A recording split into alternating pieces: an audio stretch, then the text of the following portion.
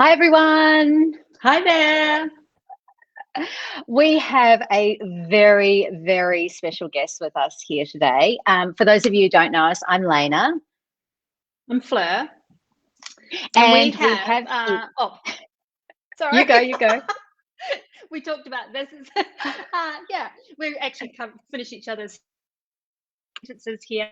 Hey, but this space look good to you all, and I know a whole lot of you have been just as excited as we are to entertain Melissa Doyle this afternoon on Lena and Fleur. And so Mel Doyle is best known and trusted voice in Australian media. I've stolen that from her bio, and we loved it. We thought it was really succinct. Yeah. And she's just a complete powerhouse, and we have fallen in love with her, with the voice that she's sharing through on her recent podcast, Age Against the Machine.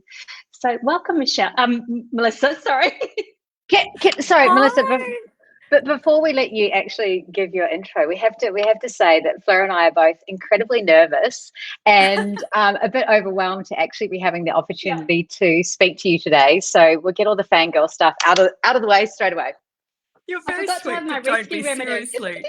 I'm sitting at home with my slippers on in my son's bedroom with my puppy dog at my feet. So everything around me is no different to anyone else.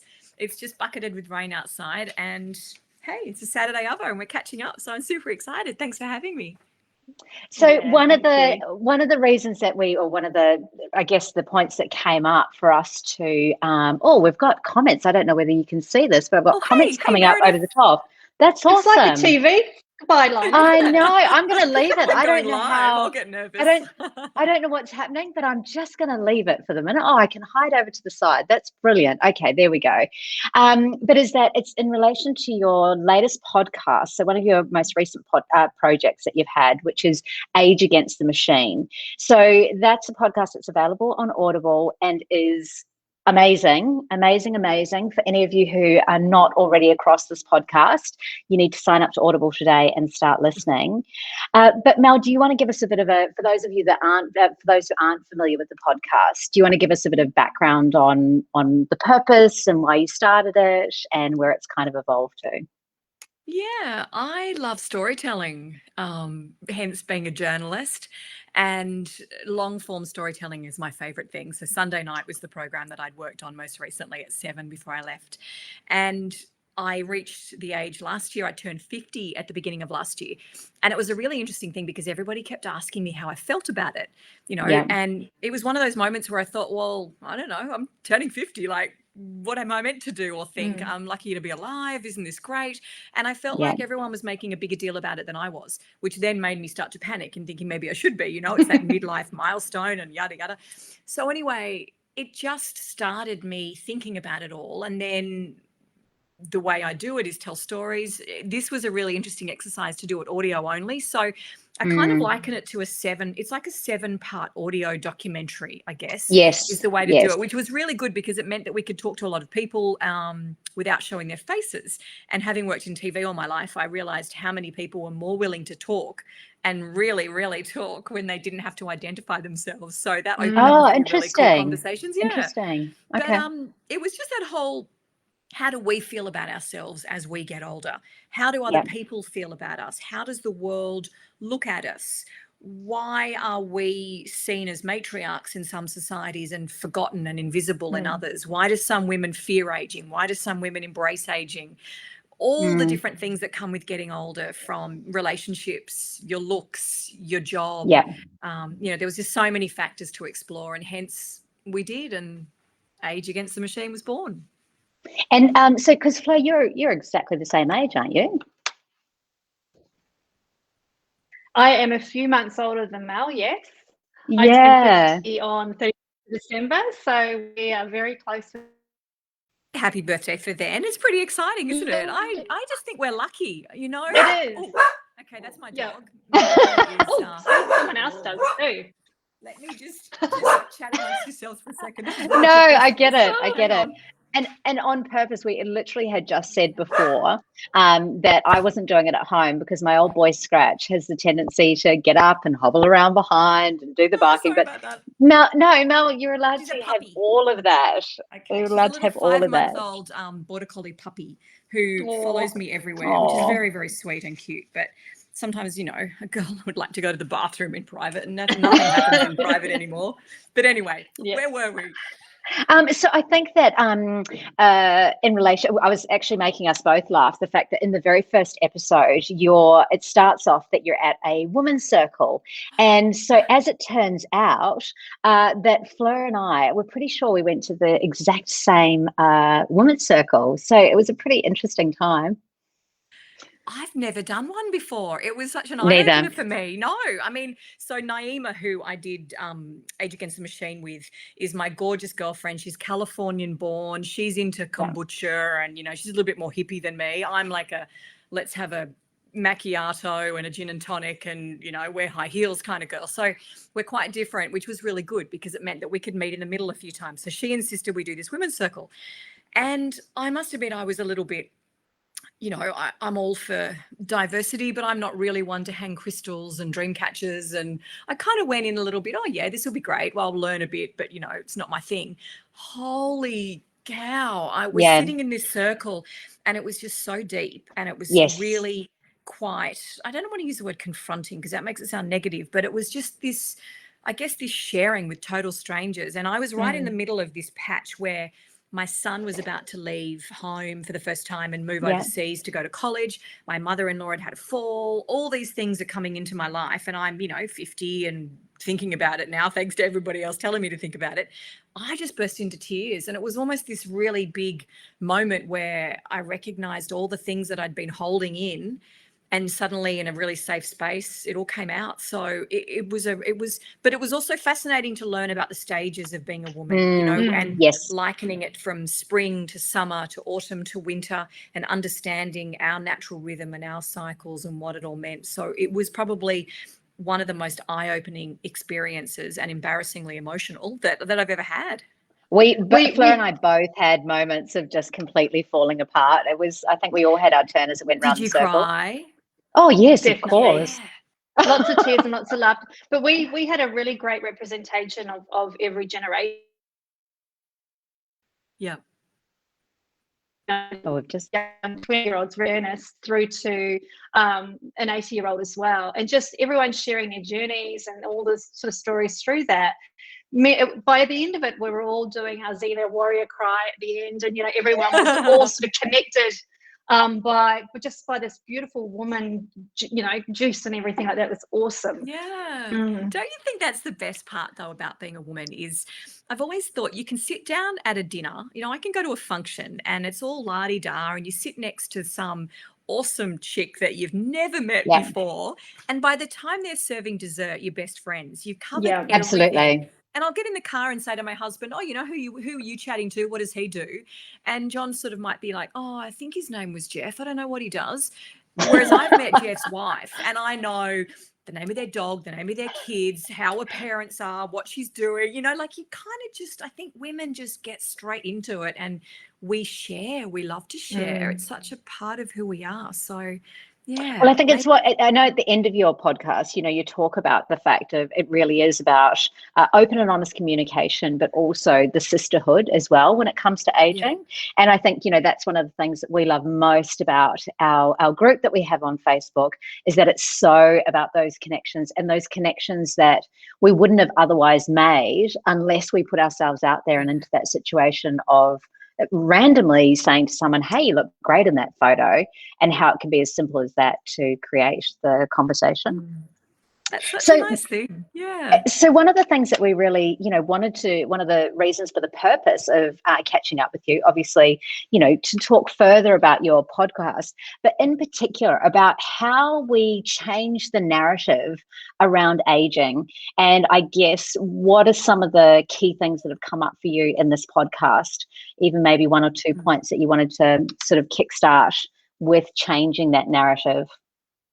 I think like anything that we want to change, we just need to talk about it more. We need to talk about it more publicly. I think this is something, the word invisible came up time and time again. The number of women that we spoke to who said they get to a certain age in their life and they feel invisible. And I think that probably broke my heart more than anything, to think that you know, you do all the things you're meant to do. You grow up, you go to school, you get your education, you meet a nice partner, you can hopefully have, children, you live life as you're meant to, and then I don't know what, there's a use by date, and then suddenly you're meant to just drift off into the sunset. So I think that was probably what made me a little fired up and angry, to think that women feel that way, that they may have been the most incredible brain in the room, but they're either in a generation where it wasn't valued, or they're at an age now where it's not valued. We learnt things that were kind of shocking, that if a company is downsizing, it's women over 50. They're the first group to go. And women 52 is the sort of the age where a woman is most likely to be made redundant. So, they're the ones they let go of instead of men. There was some figures out this week. I saw something like, I think it was like $14 billion in the last decade has been lost because women take paternity leave, maternity leave, and have children and miss out on superannuation. The fastest growing group of homelessness in this country is women, single women, 50 plus. And like I said, I just got so upset. I got so angry to think that they could live their life and do the things that they're meant to do. And particularly if they're in a generation where they were encouraged to stay at home and raise children, and the men went off to work, and they're penalised for it. And then if they do find themselves either single through, divorce, or they're widowed. We interviewed a woman who was the same age as me, blonde hair, gorgeous lady. We could have sat there and had lunch anytime, and she'd been living in her car. She still had a job, so she was still going to work every day. So she couldn't seek benefits or get any form of assistance because she had a job, but she didn't have enough money to put a bond down on an apartment. So she's sleeping in her car every night, having a shower in the toilet block at the local beach, and then going to work. And I think I just got really angry to think that so many women are allowed to slip through the cracks, which horrified me and surprised me. So do you think also as well, and I mean, there are so many women that fall through the cracks for so many different reasons. And I think that's a much bigger conversation that we all need to be having, and definitely one that Fleur and I would like to continue with you offline, because it's something that we're really passionate about being able to contribute to and be a part of within our business as well. But do you think on a general with invisibility, if we're not going into that exact level, do you think that part of the invisibility comes with also a lot of women lose their purpose, like their personal purpose as well? Yeah, I think it's really easy to feel replaced. And I think all of us, no matter what we do, if you're in a company where technology is advancing and you don't understand it, it's so easy to feel left behind. And then suddenly, as we all know, 5 minutes passes, 10 minutes passes, bang, it's gone. So I don't understand why we don't value all of the other skills that women bring, that they have accumulated. I remember years ago, I wrote a book many, many years ago called The Working Mother's Survival Guide, and I interviewed Jeff Morgan from Morgan and Banks, massive recruitment firm. And he said to me that the most valuable people ever to employ are working mothers, because they're time efficient. They know what they've got to do. They know when they've got to get it done. They've got 25 other things and other people that need their time. So it's like, I'm going to smash this out and get on to the next task. And I just thought, why do we let that go because a woman is suddenly not able to do a PowerPoint presentation or whatever? Like, I'm a total tech Gumby. So I think, why don't we compensate in other ways? So I guess there's so many ways where I don't know how we can go about it, whether we all have to just make sure that we reach out and support one another, whether we need to ensure that those other skills are appreciated in a way that maybe they haven't been. We talk a lot about intelligence, emotional intelligence, and the value of it. I mean, gosh, girls, how much of it do we have in all the negotiations we've done between breaking up fights between kids and managing our parents and all of the other things that we can bring to the table, that I just think we need to value them more. Yeah, definitely. And also just a bit of an update as well. We've got over 200 other women and possibly men as well who are online with us right now. And the comments are coming in thick and fast. So we've got lots of things happening. Nicola is saying maybe a pay it forward initiative that could be created in that concept.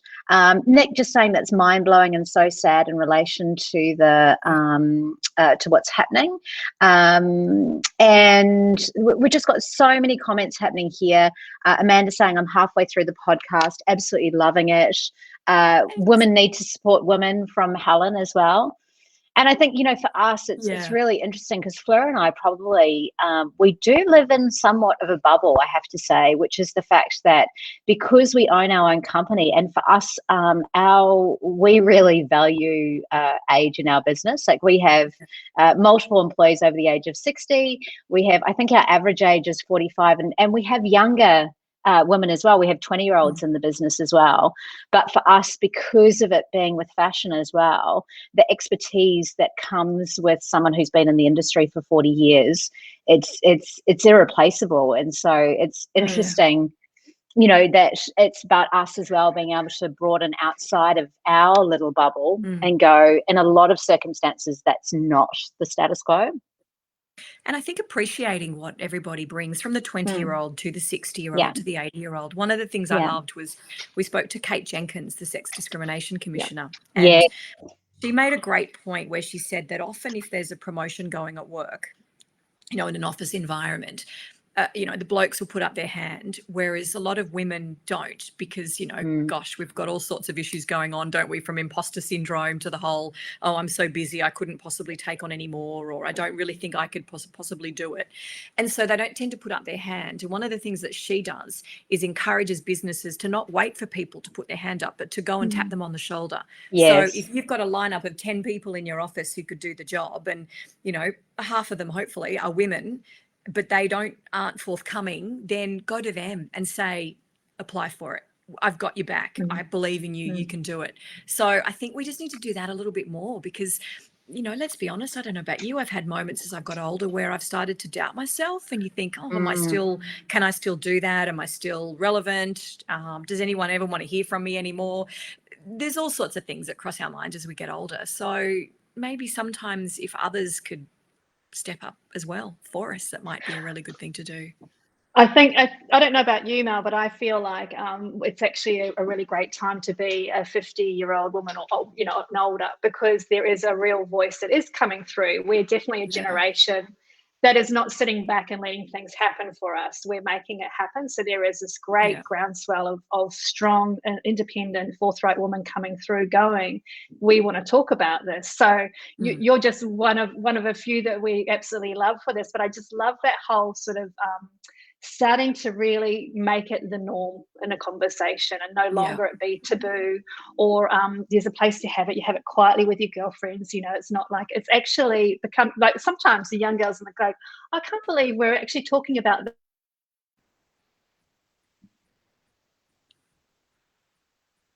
Oh, we got a little freeze.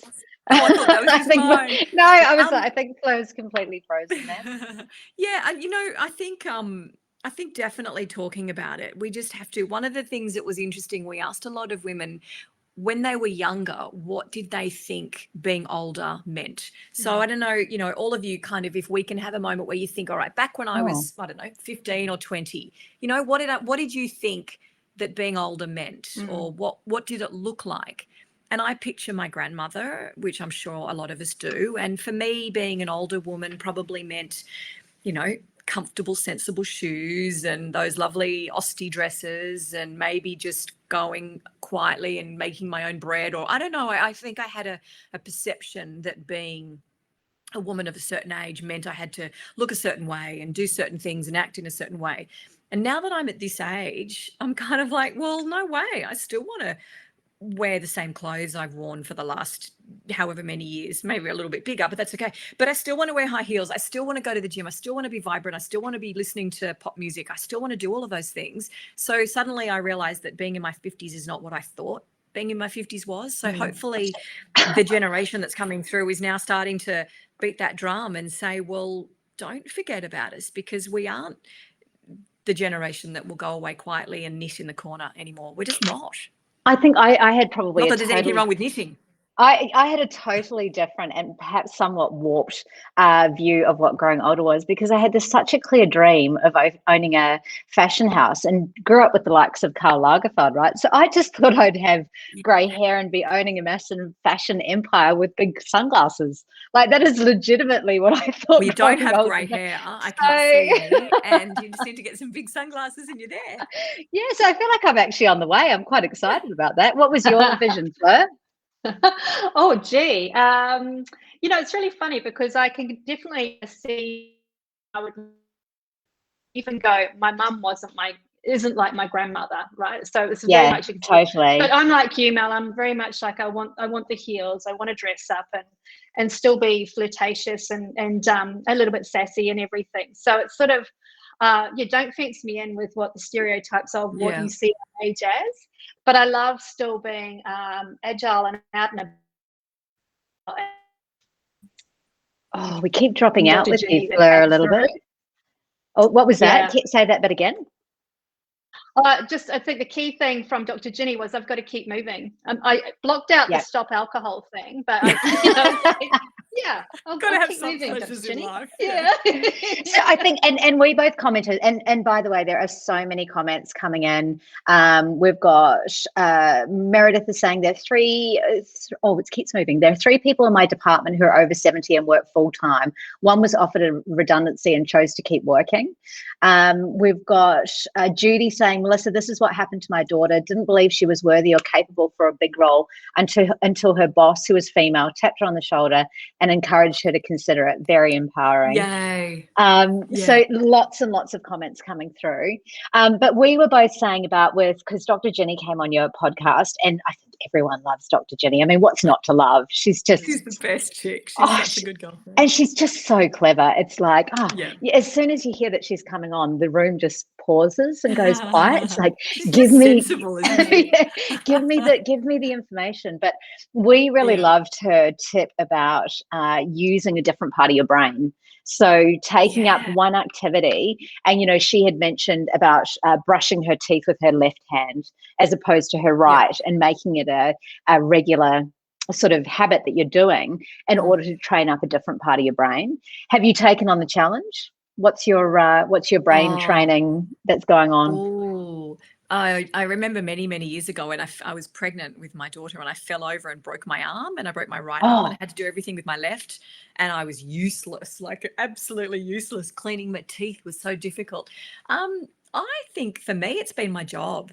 As a journalist, I would like to think that I'm curious and always wanting to learn every day. For me, going somewhere back when we could travel in the good old days, but my ultimate destinations were places that I knew little about. The less I knew about it, the more I wanted to go there and learn.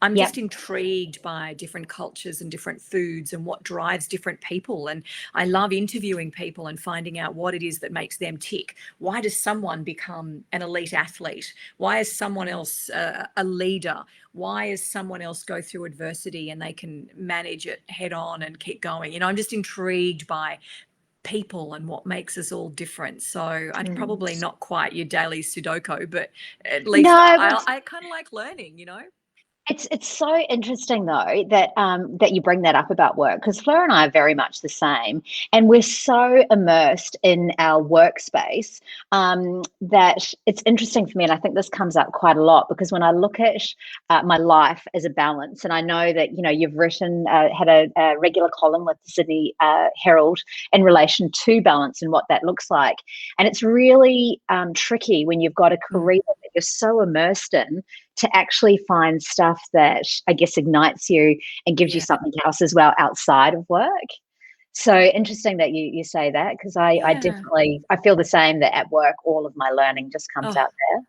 And I banned the word balance for me, because I thought, we always talk about work-life balance, and let's be frank, I don't know about you, but I've never had it in my life. No. I look at it as work-life priorities, and they change. When I was in my 20s, I was crazy working hours because you're trying to get somewhere.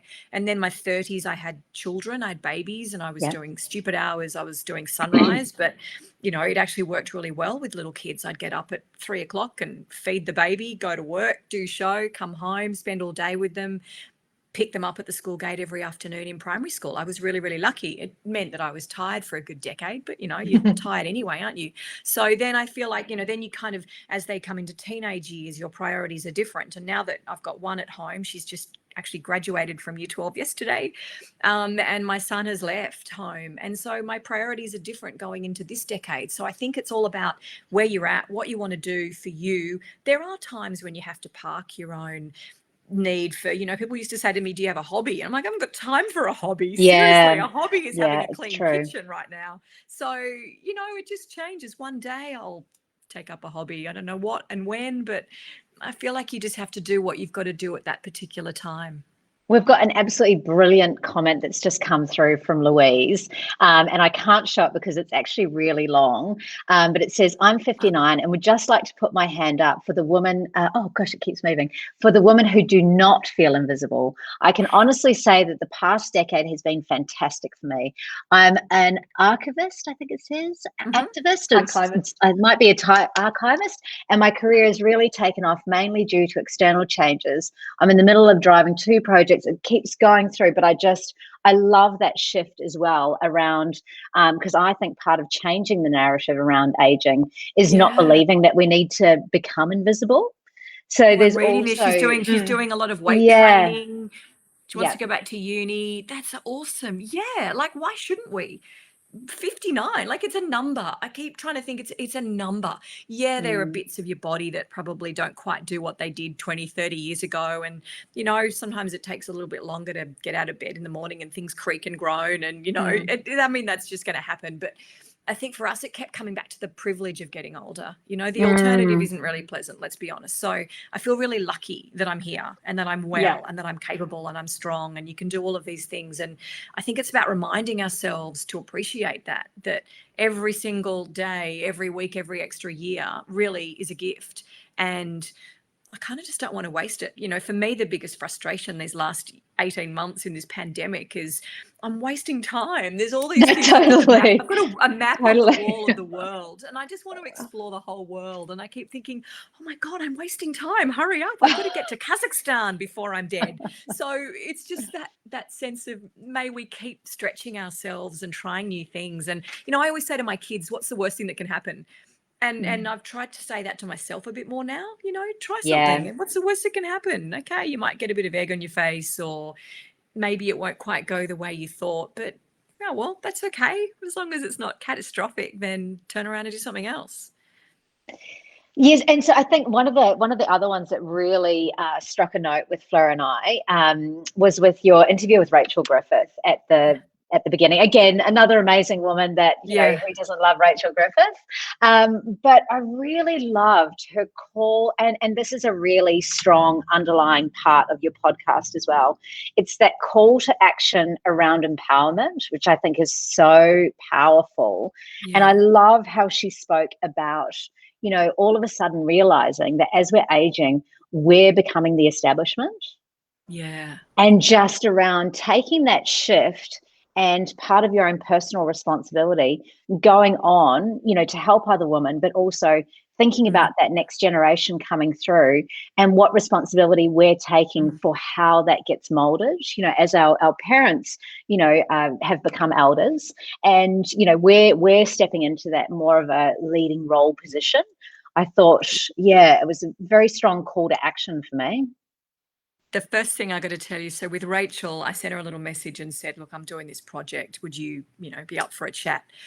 And all she wrote back was, sure, babe, whatever you need. And for me, that was the moment of going, okay, you know what? We do have each other's backs. Yeah. We are there for each other. And I think women the world over, even if you're not besties, we want to help one another. And that was a really powerful thing. But the bit that you talked about there, one of the questions we asked throughout this to most women was, what is the difference between becoming elderly and becoming an elder? Yeah. And for us, elderly was, you get old and that's kind of what happens to us all.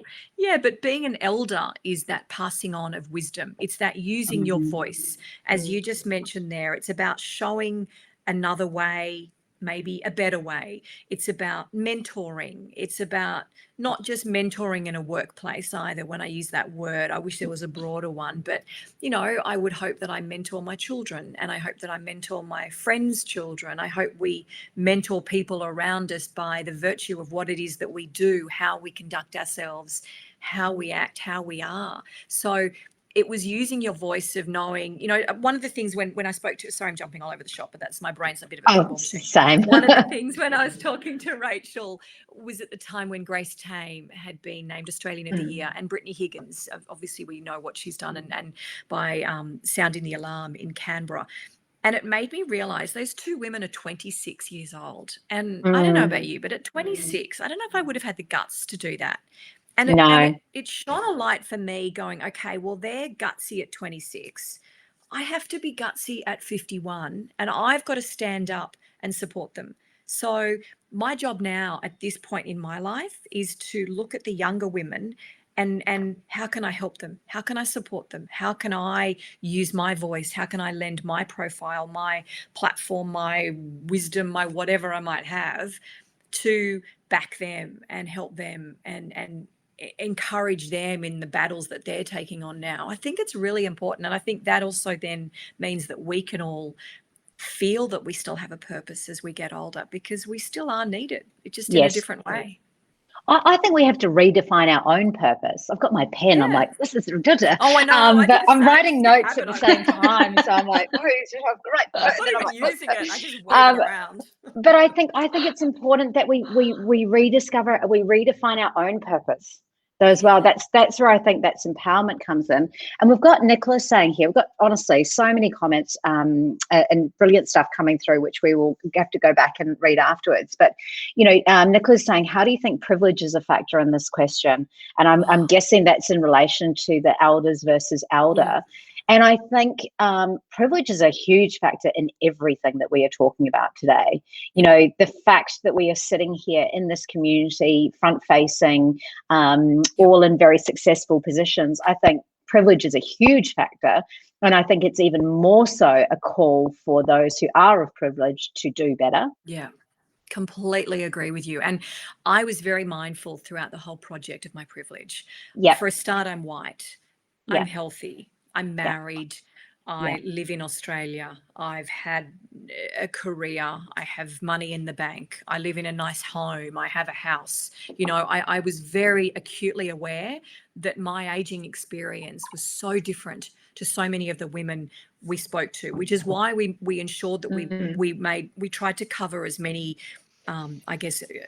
groups, societies, different countries. We looked into other countries, why experiences are different. We spoke to a queen mother in Ghana, and we spoke to a high priestess in Indonesia. We spoke to our First Nations women here in Australia. We spoke to the most wonderful Maori elder in New Zealand. But we wanted to look at the differences that we all face, where you live, how you live. And that is absolutely, I think you said it was Nicola who said it, such an important thing for me to be reminded of throughout all of this, was that I'm coming from a place of privilege, but that means I've got to use my voice. And exactly as you were saying about what you're doing, this is where we have to stand up for our sisters who aren't so fortunate, the women that are homeless, the women that are finding themselves in predicaments that, factors way outside their control, women in other countries that is nowhere near as lucky and healthy, and all of the other factors that we have. It is our responsibility to stand up and make sure that we can fight for them. This is a bit of a random, but because again, that's how we fly as well. But one of the things that has actually been a challenge for us with wanting to help, right? We have been really actively wanting to work out how we can help, and on a really small scale, we do that every day. We take a lot of what we do really seriously. How we are set up with our team, the contracts, and what we do with EAP systems and all that sort of thing. But when we're wanting to go broader to help the community, it's actually been quite tricky to navigate through when you're trying to support other organizations, say, who are doing things with women in particular who are in homeless situations, like for actually navigating that. And I'm really surprised that, and maybe this is a call out to the community for someone out there who wants to do something like this, but where you can actually get a consultant, or whether there's an organization that comes in and helps, so that you can really not just give contributions, but also become proactive with helping organizations as well, rather than going out into the minefield to go, where do you start?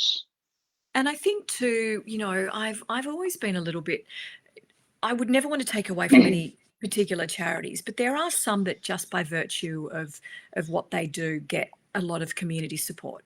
Then there Yeah. are others where it's almost like a little bit more of a quiet, shameful conversation, I guess, if I can use that word. And so maybe they're not as vocal. But I think it's really important to remember that by doing this right now, we're all helping.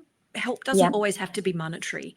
And I Yeah. think there's so many things that every single one of us can do every single day in our community. You know, I've got a couple of older ladies who, one next door and one about 4 doors up, and I take my little puppy for a walk, and I, you know, throw her paper over the fence so when she comes out in the morning in a dressing gown, she doesn't have to come out into the street. I kind of check in on them. My dad lives, Yeah. you know, a few kilometers away, and I know that there's a lot of people around him that check in on him if I'm not there. There's so many things I think that we can do to ensure that we are looking after and supporting one another. That doesn't necessarily involve money, because sometimes that can just be, you know, we all just go, oh my gosh, I can't give anymore, I keep giving. Well, there are so many other things that you can give. You can give your time, you can give your compassion, your understanding, you can drive research. One of the things that came out of this project for Naima and I is when we talked about homelessness. We want to agitate for change. Like, what are some of the things? I love Who do we that. talk Agitate to? for change. Yeah, who do we talk to ensure that the systems that we have that are letting women down, we can have the conversation about changing them? Where are the gaps? What are the little bits that these women are slipping through? How can we fix them? You know, who do we need to talk to? How do we start this ball rolling, I guess? And that was probably something that we both came away thinking, we've got a voice. So, you know, I've always looked at it that if you're super wealthy, you can build a wing on the hospital. You know, some people are brilliant scientists and can work in the hospital and cure cancer. I've got a voice, so I'm going to use it. That's my contribution. So I think it's about all of us thinking about what it is that we have that we can use and how we can contribute, and then tap into that and do it, because I think it makes you feel a lot better as well as making a difference.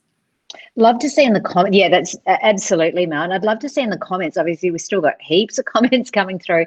But, you know, if any of you can share with what you're doing in order to, I guess, contribute as well, I think that's a great way we're starting that conversation, because sometimes it's exactly like you said, it's having the ideas to be able to actually take that first step towards change as well.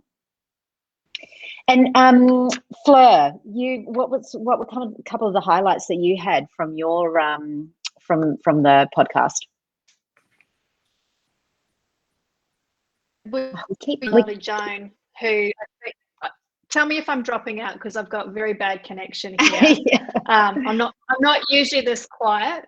But we touched on the lovely Joan, who I think was the eldest of your interviewees, and she is this absolute dynamo. Woman that I felt really inspired by, and she gave me hope. I mean, I've been navigating this path and this change and transition, and we keep losing you, Fleur. You've dropped out again. Right, why is it right always Joan, right? She's like getting with Joan. There we got Joan. No, I think Joan Nessel. Yeah. So, Joan Nessel, and one of the lovely ladies that wrote a comment earlier, being an archivist. So Joan is an archivist as well. Joan is this awesome 81-year-old now woman who was this outrageous Jewish lesbian in the Bronx in the can you imagine? 50s and 60s, when you know you weren't full on. And and she has marched and protested there and here, and she's just this powerhouse woman that wants to make the world a better place and look after everyone around her. And she just said that everyone will have a moment in time where, you know, I can't think of the wording she used, but Doesn't she say where history calls? Wasn't it where she said where taps you on calls, the shoulder or taps you on the shoulder? This is your time to do something. And I think that is such an important thing. And that doing something, that could be something really small and quiet, or it could be something huge and loud. It could be marching up and down a street and protesting. It might be something minor. It might be reaching out to someone, whatever it is. But, you know, I thought that was just such a great thing. She said that just keeps her engaged. It keeps her alive and well and firing on all cylinders. And, you know, she will keep doing it forever. So, yeah, Fleur, I'm with you. She was awesome. It's interesting as well, because we were saying before we just started this afternoon, we were talking to Mel and saying that Fleur and I had our 2 seconds in the sunshine as protesters, almost protesters. So we went down to the border about a week ago. I think it was a week ago, 2 weeks ago, to get it was a friendly, quiet protest for the New South Wales Queensland border to come down. And Fleur and I both met. We're on opposite sides of the street, both literally. It wasn't ninja gear, but it may as well have been, so that no one could recognize us.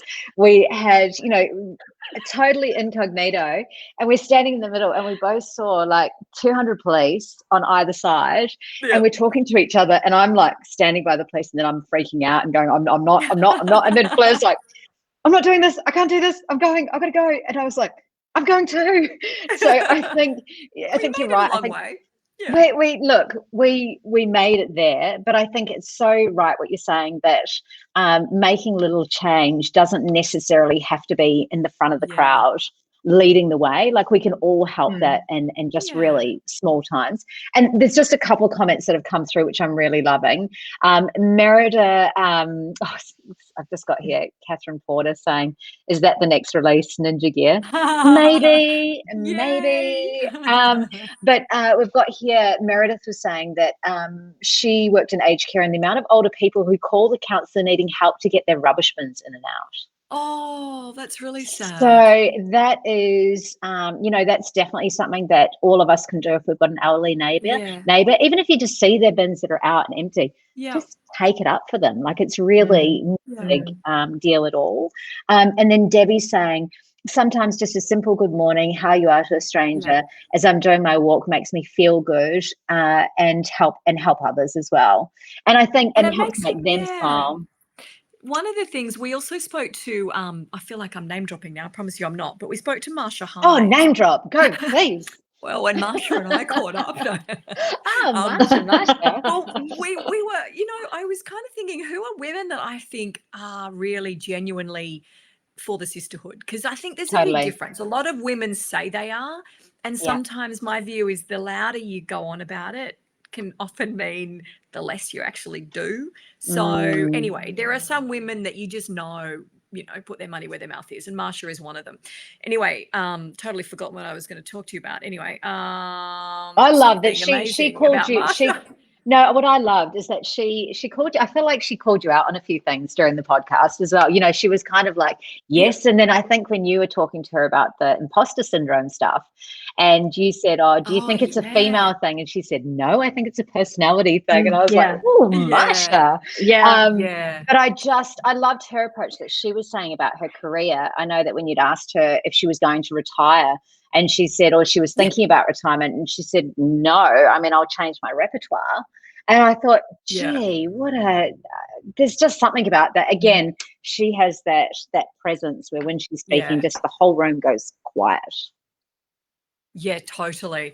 Like, backs herself, she knows who she is, and she believes in herself. And I think she's extraordinary. So, I'm sorry, I've totally lost my train of thought of what I was going to tell you about what she said, but I'm sure it was great at the time.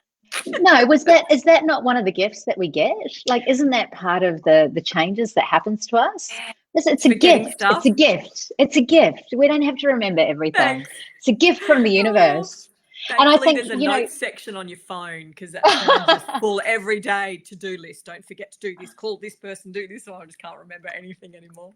I think it's just my head's full, that's all. Yeah, exactly. And I think one of the things that, that we haven't touched on today, but I feel like is a definite constant conversation for so many of us, is that I think the interesting thing for women in particular with aging is just how much change our bodies go through at this time, that on top of, so I think it's not taking away from people as a whole aging, but it's just that women are going through such transformational and crazy change with your body that you're having to navigate on top of everything else. And I think, Fleur and I both personally go through this on a daily basis, but how much the additional fluctuation in hormones plays into your emotional well-being about how you look at age on a daily basis. And I think how you feel about yourself. I'm sure I'm not the only one that I can wake up some days and seriously, I feel like Wonder Woman and Yeah. I've got, the gold lasso, the whole lot. And I'm like, I can take on the world today. And Yeah. then there are other days where I just would happily stay at home and never leave the house. Luckily, we're in lockdown and that's every day right now. Yeah.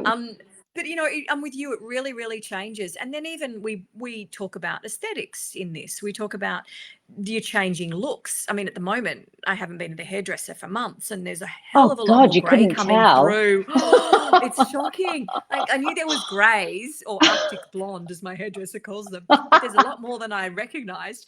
But even little things like our faces and how we Yeah. feel about wrinkles and how we feel about how many of us have you look at yourself in the mirror and you're like, oh yeah, I'm doing okay, there's not much going, and then you look at a photo and all I can see are the crinkles and I'm horrified and I'm like, is that what everybody else sees? So I think there's a lot of that comes into it, how you just have to find a way forward. We spoke to some women in South Korea and Crazy. plastic surgery capital of the world, where they go in their lunch break and get work done. Parents give their children plastic surgery as a graduation gift. Like that kind of freaked me out a little bit. But anyway, each to his own. But I'm not going to ruin it for everyone, but you've got to listen right to the end with the and I don't remember her name. My apologies, but the Korean lady and her vision on dying and reincarnate. We can't ruin it. You've got to listen to the podcast to get that, because that was gold. I actually really at the anyway. I'm not going to say anymore. So the K-pop stars are their aesthetic beauty. That's what they all want to look like. And I kept thinking, this is really terrible to say, but I kept thinking, so they're very open about plastic surgery and men and women alike. What happens though when this really gorgeous woman meets this gorgeous man and they have a baby and the baby's not gorgeous and doesn't look like either of them, and then suddenly, like, do you then confess and say, well, I've had a lot of work done, honey, and then he's got to go, well, so have I. Like, it could be but it was fascinating for us to find that it was just so commonplace. I actually think that there were cases of divorce around that scenario playing out, Mel, as well, when you go in with your your beautiful face and then go, hang on, how's that child come about here? Yeah, I think you'd have to burn all your primary school photos, wouldn't you? When you've got like a big nose or something. Or, I feel like maybe I need to burn those photos anyway. Like that's just mine are embarrassing. Totally non-related. But, I think it's such a personal thing, and we talk about that. There's no judgment at all. It's some women do, some women don't. We spoke to, not that it's in the same vein as plastic surgery by any means, but we spoke to this wonderful woman called Deirdre, who's a Maori elder, and she's got the moko, which is technically they don't call it a tattoo, but just for explanation, it's like a facial tattoo, and that's her family heritage. And she talks about how important her face and the lines and all of the living was, and it made me realize that we sort of have this love-hate relationship, don't we, with how we look as we get older, that we kind of want to fight it, but then sometimes you're damned if you do, damned if you don't. Like I know for me, being on telly, I had people that used to write in and be really sarcastic and go, oh, gee, good to see you haven't done Botox. And you think, but hang on a second, if I'd stuffed my face full of Botox, the next person would write in and go, oh, gee, you've got your face full of Botox. Like kind of just bugger off. Sorry, I shouldn't have said that. But no, totally. It's up to a personal, it's whatever you want to do. It's no one else's business. The bit that resonated the most with me with that episode and was the plastic surgeon that you had on, and what the suggestion that she had said was that she was saying that for anyone that's considering getting work done, and that was more surgical work, so more serious work, was to really look at the underlying reason why first, because I think it's so often that we're trying to fix something that isn't aesthetic, but aesthetic feels like something easier to fix than something internal, and to do that shadow work. And I think understand it. Yeah, you get it, don't you? Some days you just need to wear a sexy dress and some heels and blow dry your hair in order to feel a bit better. I mean, that's just natural, and I get that. But yeah, she raised a really good point where she said that just make sure you're doing it for the right reasons. You're not doing it because you've got something else missing and you think that this might fix it, because that's where she said leads to problems, and then often people regretting having done it because totally. they do something major and then they've still got the issues there that were bothering them. So yeah, just think about why you're doing it. And I think that again leads back to, you know, kind of where we started, what we're saying, where it's about open and honest communication. And that's not just with others, it's also the personal open and honest communication you're having internally that really starts that conversation. Look, Mel, we could go on for hours and hours. Well, we could. You're probably like, hey, I've got things to do. But we could go on. And there are so many customers that have, and followers that have jumped on. Valerie's saying, my menopause terrified me. I found an anger I'd never experienced before, got me in lots of trouble too. And, you know, and what I love about that, Valerie, is that Fleur and I often laugh when we can see that someone's having a total perimenopausal or menopausal moment, that we're like, yeah, like I remember, Fleur, what was it? What happened one day? We were here at one day someone had parked behind you or something, and Fleur just went out and she just let rip, and I was like, oh my God, I love you like this. This is brilliant. And the poor guys get just, you know, scampering off in the background. Yeah. And Fleur's like, well, I'll never be talking to that person again. And I was like, but it just, so I think you have to take it with a bit of lightness. And again, you know, if you see your sisters out there having a moment, then just, you know, high five them as you go past and go, God, I would have said the same thing. You think, remember when like your children are 2 and 3 year olds and they have the tantrum in the middle of the shopping supermarket aisle, and they're, you know, lying on the floor and they're kicking and screaming. I'm like, why can't we do that at my age? That would feel so good. You can. You can. You have permission. You totally can. Thanks. Hey, look, Melissa, thank you so much for joining us today. You are just such an inspiration. And we just love the fact that it's almost like your career is only just kind of getting started with the work that you're working on now. It's just phenomenal. We're in awe of what you've created and what you continue to create. And thank you for everyone who's joined us here today. Keep the conversation. You know that I think Hayley and Liz are going to start up a few hashtags with, I've got Helen saying, you lifted us as women this afternoon. Thank you. That's beautiful, Helen. But we're going to start a few hashtags so that you can all be starting to be proactive in what you're doing and change that you're making.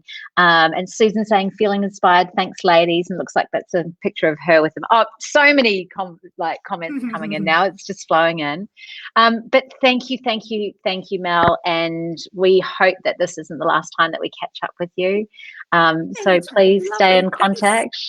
Thank you for inviting me to be part of it. And kudos to you for doing what you're doing. I think the fact that you're all staying together and connected, and, you know, I know that it feels like a little bit of a cliche right now, doesn't it? But I think this time has taught us how important it is. We can't sit around with a cup of tea and have a good natter, so we can do it this way. But if anything, it's better because we can have 300 of us instead of 3 of us around the table. So it's really good. So well done to you. Awesome. Thank you. Thanks so much, Mel. Thanks to everyone, and have a wonderful weekend wherever you are. See you. See you.